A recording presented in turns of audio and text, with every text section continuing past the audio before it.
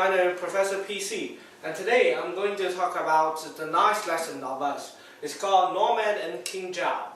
In ancient time, Zhao's country is surrounded by some strong enemies. There are Qing, Han, and also the strongest, the Nomad. The Nomad are people living in the north, living on horseback, and they don't have home or territories. They attack Zhao's city with very strong tactics. They move on horseback very fast. They rob every shops in Zhao's cities and rob every single people. And they will kill all the persons in the cities. They are very cruel, but they are very strong. When new king of Zhao, called King Zhao, he knew that Zhao is too weak and Nomad is too strong. And he don't have some kind of solution. He can't get help or support from Qing and Han. So he has to develop his own armies. But his armies are very weak. His armies used to walk to the battlefield, while the Nomads usually move on horseback. But people in Zhao didn't actually know how to ride on a horse. So he had to copy some Nomads tactics. First, he learned to use a horse and introduce horse to every single unit of his army. He lets all the people in his country to know the tactics, weapons, and all of these things in Nomad's army. And then he has a new army equipped by Nomad's weapons, riding on horseback, riding very fast.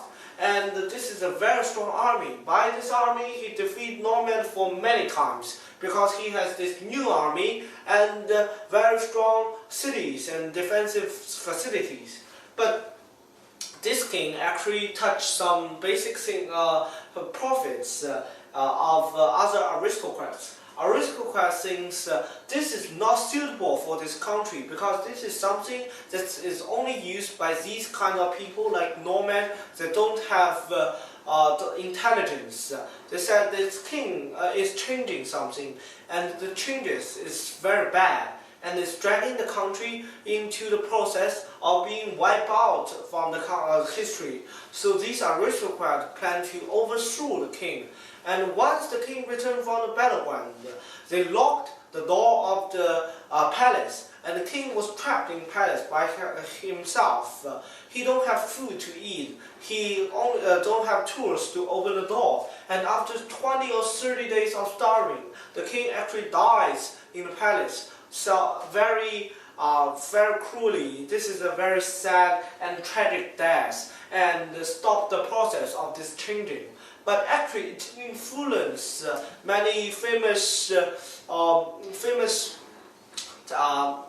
men and leaders of armies. They try to copy others. They try to learn from other people. They try to learn from other people's tactics. So he actually started a very good beginning, but he actually was murdered by his own people because these people don't want to accept these kind of changes.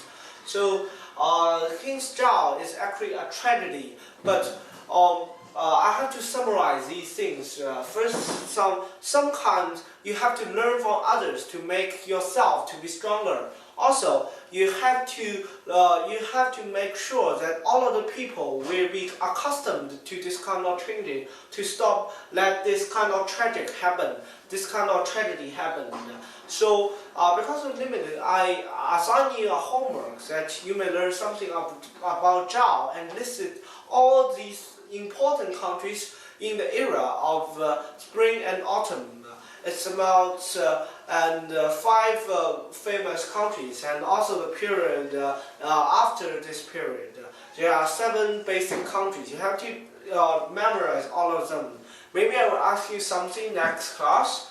And also, this is the end of this class. This is Silk War Story, when Silk meets the road. Goodbye, guys.